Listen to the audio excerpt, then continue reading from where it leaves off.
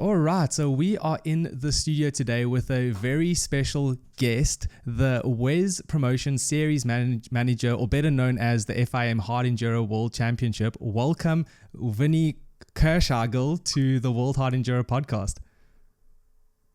Hello, welcome from my side. So firstly, I want to begin by just thanking you for taking the time to chat with us about the Hard Enduro World Championship here on our podcast. But for our listeners, I think, and for myself, I think it's quite valuable to get to know you a bit better. So I would like to know, can you explain a little bit of your motorcycling experience as well as your experience in the motorcycle industry? By accident, I saw a motorcycle race on TV when I was 7 years old. And this started and continued fight with my family. Because we had no one was connected to motorsport in our family, and maybe even more the opposite than that. And I had to fight against my family from this day on till I was in the university and had a little bit freedom for side jobs to earn my own money and buy my first motorcycle, so to say. And this is the background. And then I started racing enduros in Austria. And by doing so, I got in contact with some people at KTM and this and that. And I was then already, the university was finished. I was already working, and I had a quite good career in advertising, and I came back from Germany, where I worked for a couple of years, and restarting enduros in Austria, and somehow I got connected to people at KTM management and later to Mr. Bira, which ended up in a phone call, in a meeting for a coffee, and with 3 weeks thinking about, I hired at KTM. So, and this was my start in this industry. And at that time I was already, I think, 36, 37. And then I have been more than 10 years with KTM. Although, I had in mind not to stay that long, and I said to Mr. Bira, I will come for 3 years only, because I wanted to start my own business. And after 10 years, I said, either I do it now or I will never ever do it. And then I started the company, who is now responsible also for the WESS. But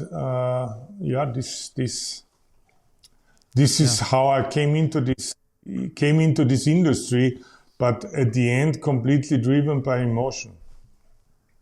That is a really cool. I think that the experience that you've gained over your careers has put you in such a perfect condition to, be the series manager of such a world-class series for Hard Enduro.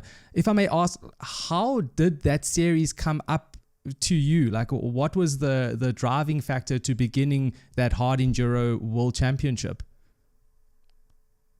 Yeah, at a certain point, we realized that hard enduro is gaining momentum but lacked an umbrella, putting it all together and giving it a platform where hard enduro itself can market itself, and this was so the starting idea for the WESS, which was at that time also considered to be much, to contain all kinds of enduro, because the WESS was called World Enduro Super Series, and in the full wording, and the idea there was really to have all kinds of enduro within one championship, and also focusing on the key elements of enduro, which is not only endurance by the word itself, but also by the versatility of skills you have to have.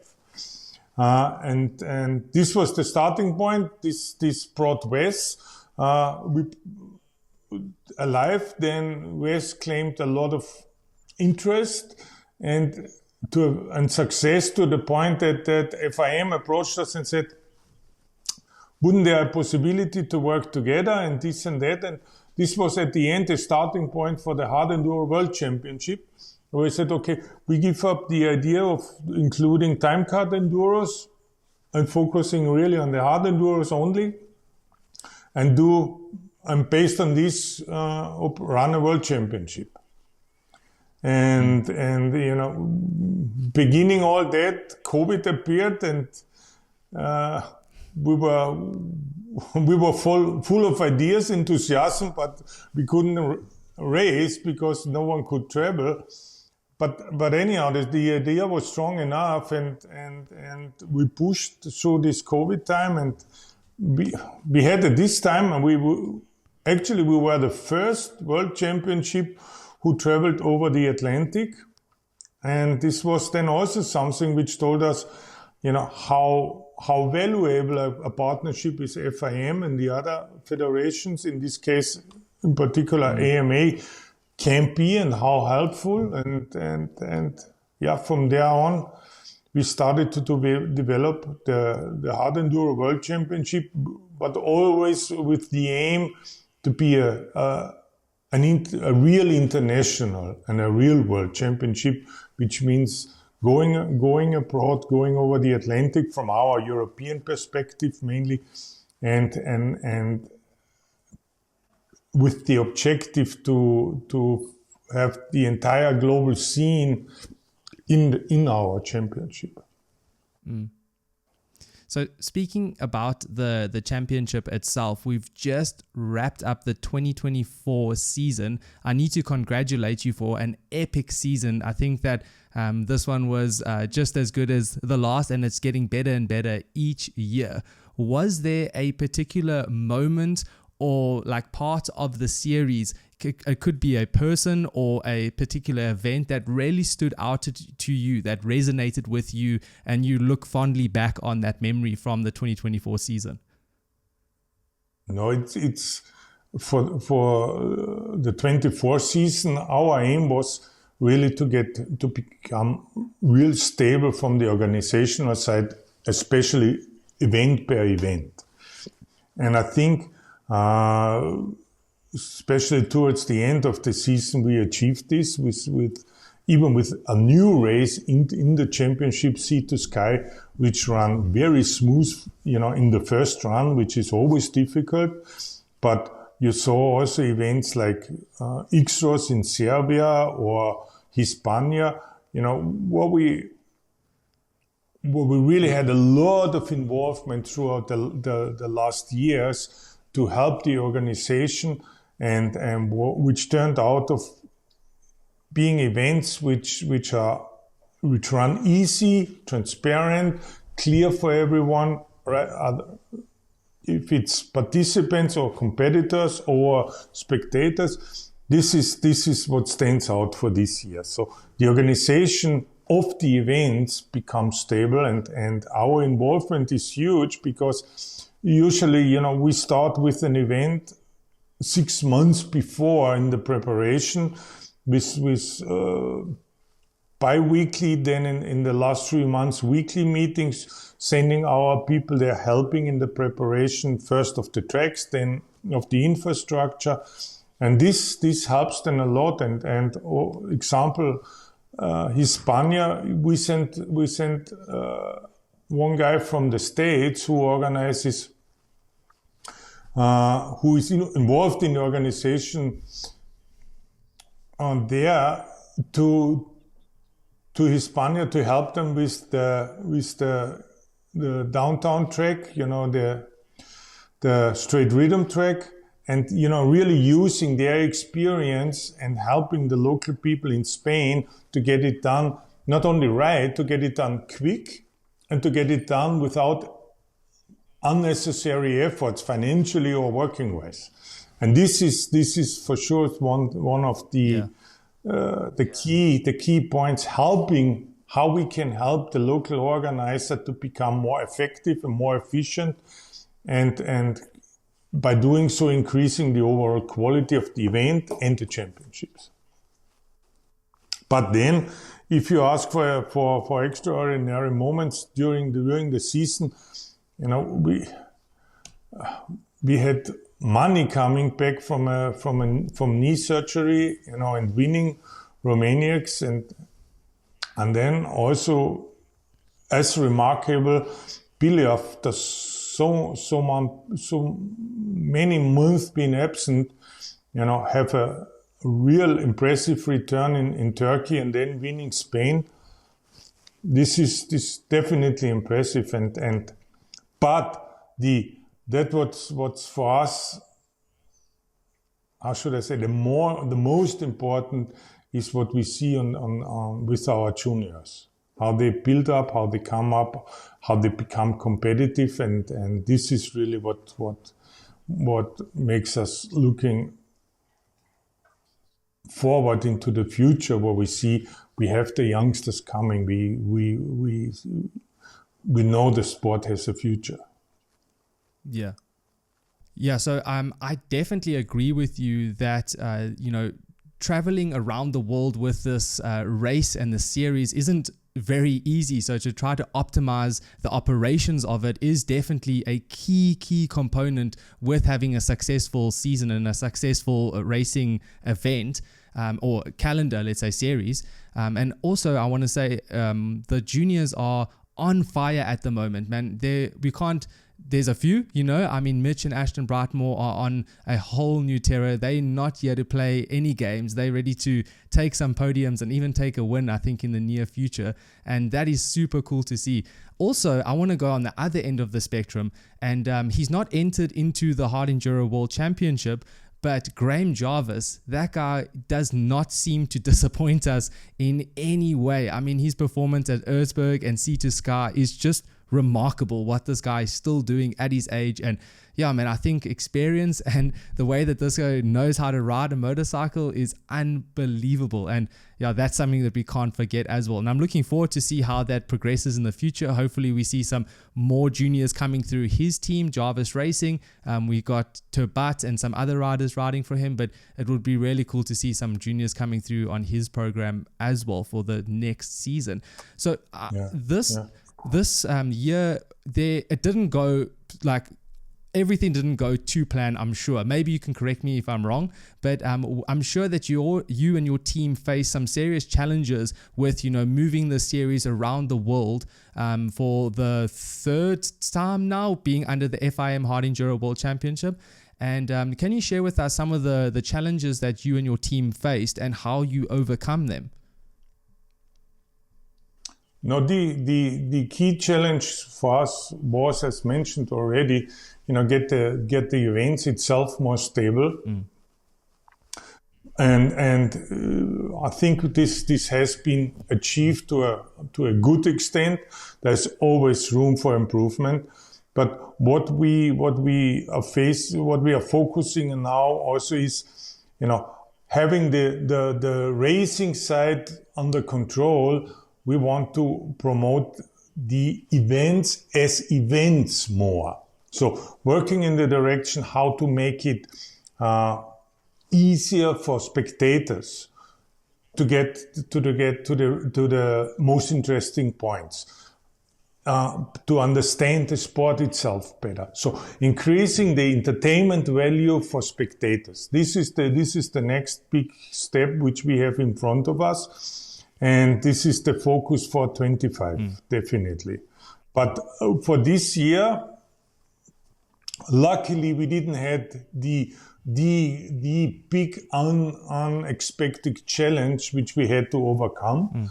But this is also, you know, we are now we have now 4 years of the World Championship behind us. Of course, your own organization gets better and better, but also the partners you work with, they are more used to your way of working. They are more experienced that they have been in the beginning. They understand better the rule within the championship and for the championship. And this is what helped the championship in total. And at the very end, it is like in every other business, you gain trust among each other. And this helps at the end. Yeah. I think people forget actually how new not only the championship is, but also the sport of hard enduro. It's just like, I mean, it's been only 4 years or 3 years of, you know, really putting a lot of effort, time, and championship, like money, dollars behind it, you know, to make it into what it is now. And I mean, you know, we've got the winners, you know, we've got Billy and Manny that are obviously like dominating throughout the history of the sport, but we're only talking about 5 years of racing or 6 years of racing. So, I mean, I think that's also what people have to take into account, that each year it's going to get better. And I think that those improvements are going to be bigger and bigger, you know, as the quality of cooperation with these race organizers and event organizers improve year on year, which I think is really cool. Can you just touch back onto 2025? You know, we know that hard enduro isn't a very spectator-friendly sport, right? It's very tough for spectators to get out in the mountains and, you know, really view the sport and to see what these riders are doing. We often say on the podcast that it's just so underrated for this reason.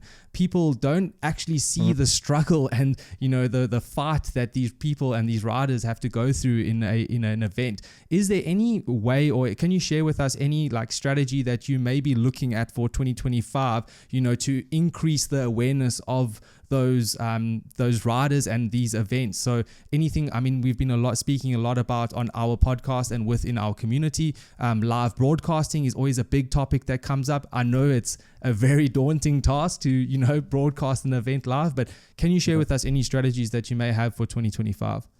Yeah. You know, a strategy would not be linked to 25 only. The long run here is definitely promoting those events and event formats who has this entertaining value I talked before for spectators. But if they have it for the spectators, they have the easiness for media also to cover it. So definitely one direction which we hide for definitely is multi-lap races, which give the spectator, the media, to see the riders more often without moving themselves and this and that. Make it more spectator and more media friendly and easier to see a lot and to see the riders more often than just once. And this is definitely the direction we are heading for in general with the entire championship. So we have races like, you know, we get back Abetone or Abestone, what's the correct wording for the event. In particular, this is one of those events which we developed or helped to develop with exactly that aim. Make it spectator friendly, make it, allow it that also the event organizers that they have the number of spectators necessary for them for economical reasons also. But the spectator comes when she is entertained. And these formats with multi-laps where the audience has multiple possibilities to see the riders, even to compare the riders from one lap to another, or have a closer look when they start fighting for the lead or for positions. This is what's the key objective for the future, and really with the aim also to create financial circumstances which allow us to develop the sport further. And when I say us here, I mean the entire community. We are just part of these communities. Yeah. I think that's a really good point that you mentioned there, is that, you know, in order to make these races accessible, there needs to be some change with race design and with, you know, the way that it's run. Yeah. If we can take an example like Getson Rodeo, last year, the finale of the 23 Hard Enduro World Championship, man, 10,000 spectators lining the banks of an hard enduro course where they can see, you know, the top riders in the world go head to head, and then even in some circumstances see them help each other with Manny and Billy up the, you know, the Joker lane. Like, things like this create such an epic storyline for, you know, the spectator, the avid rider, and just people that are actually not even maybe connected to the sport in some way, right? Like that's a story that can be told and can be, taken in by anyone. And I think that that's a really cool point. We know that there are these rally style races as well inside the series, but to try to figure that out is going to be quite interesting. Yeah. No, and this is one point you made, and this is substantial for the future development of the sport. It's our aim cannot be just to please the existing community. We have to get the sport to new people, gain interest somewhere else, and not only particular in motorcycle riders by themselves, because I think we are capable to provide a good entertainment, a good show to everyone interested in motorsport in general, and maybe even a half a step further. And this is what has to be our aim when we think about how we develop the championship in the future. And then also speaking a little bit about the location, to be fair, the Hard Enduro World Championships pretty much centrally located in Europe, let's say, it jumps between a lot of countries with the one race inside America and then Canada for next year with outliers. Is there any way or any thought to bring the championship a bit more wider, visiting more countries to truly make it a world championship? Is this something that you're thinking of? I still would refuse if you would call it not a real championship, because it's always our aim to go abroad out of a European perspective, but it should be more, definitely. And talking about the future, for us we have three aims which we have to fulfill if we want to be successful in the future, and this is, have the best riders globally in the championship, create a system and a structure which is financially healthy, because traveling costs are a huge fact in this game. And the third thing is, as I said, be a global movement, be the center point of this hard enduro movement globally. And you see it from other championships. If you talk about, with the exception of MotoGP, but if you start talking about motocross or other similar championships, it's so hard to get all the talent focused on one championship. And for us, the main aim for the future is to not get a separation between an Asian movement and European movement and North American or American movement. And this is the thing we're working on now, and thinking also even to the point that we may change the general format of the championship to not force teams, riders into excessive costs for traveling. And this will be, I think, the key point if we really can create a global movement out of hard enduro or not.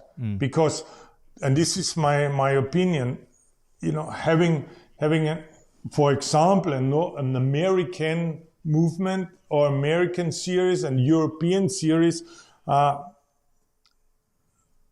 is not, those two added to each other is not as good as having a global movement. And in this case, I would say 1 by 1 is 3 and not 2.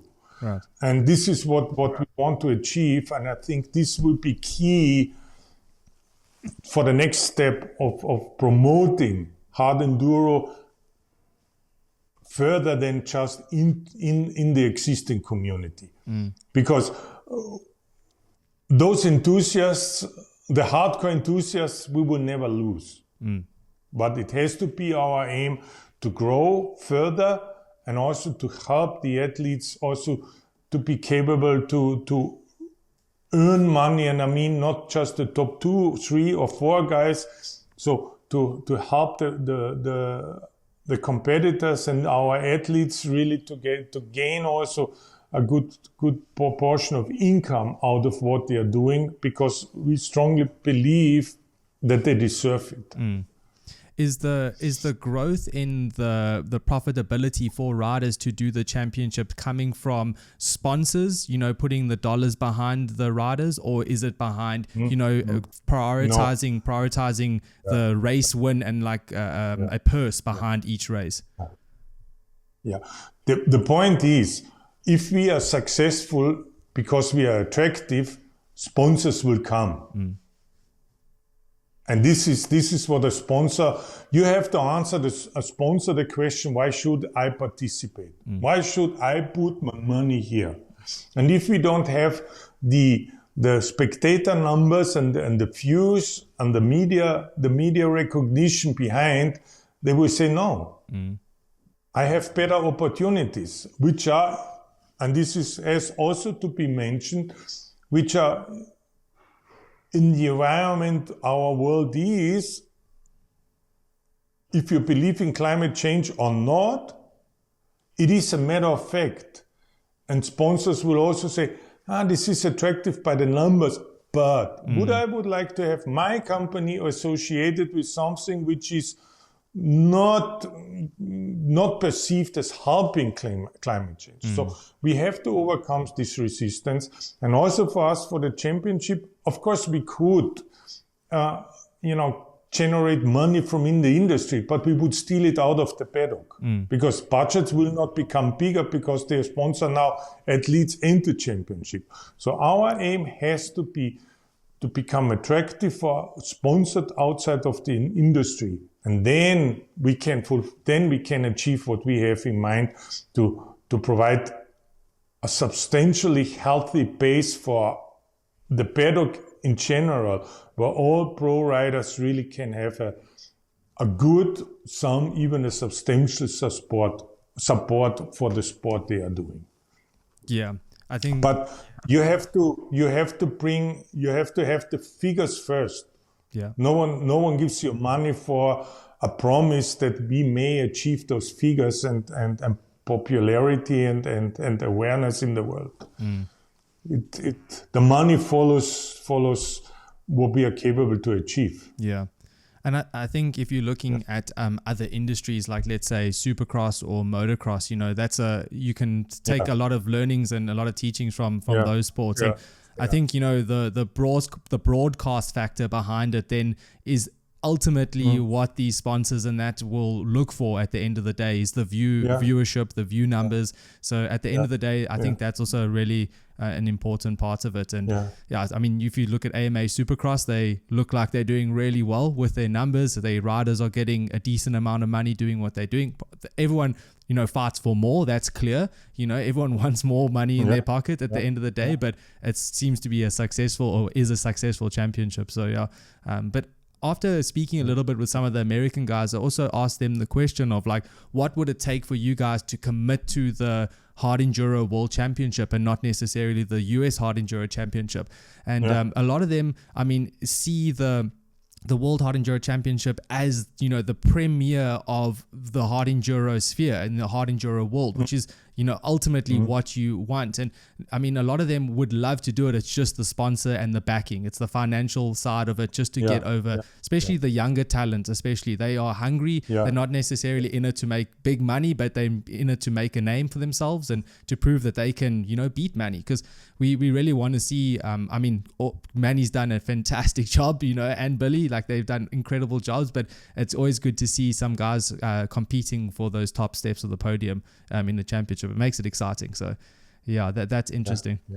No, and this is really in particular what we are aiming for, to help talents from all over the world being capable to challenge, to take the big challenge. And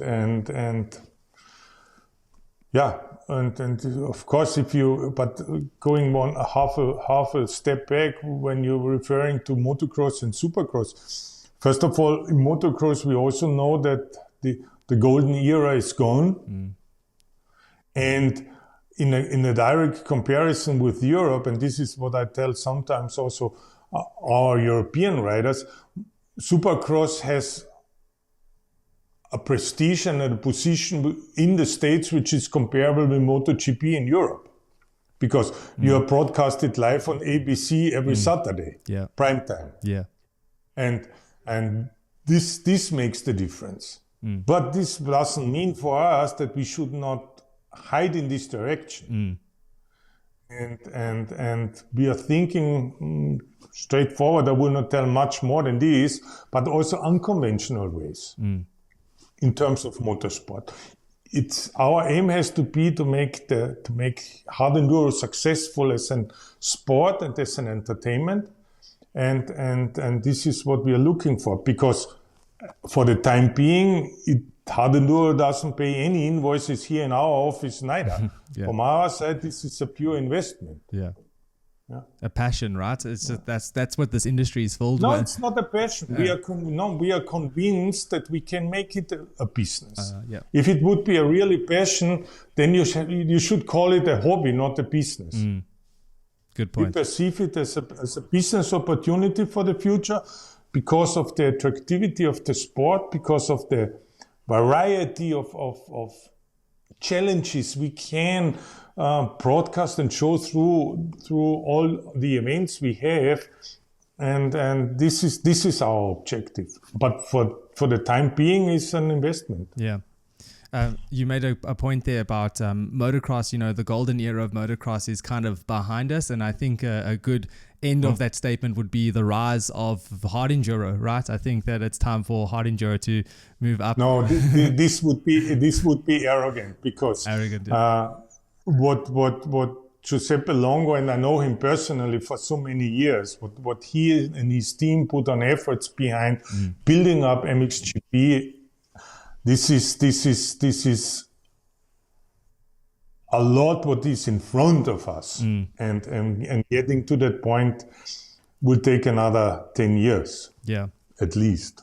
And we have to be honest and correct.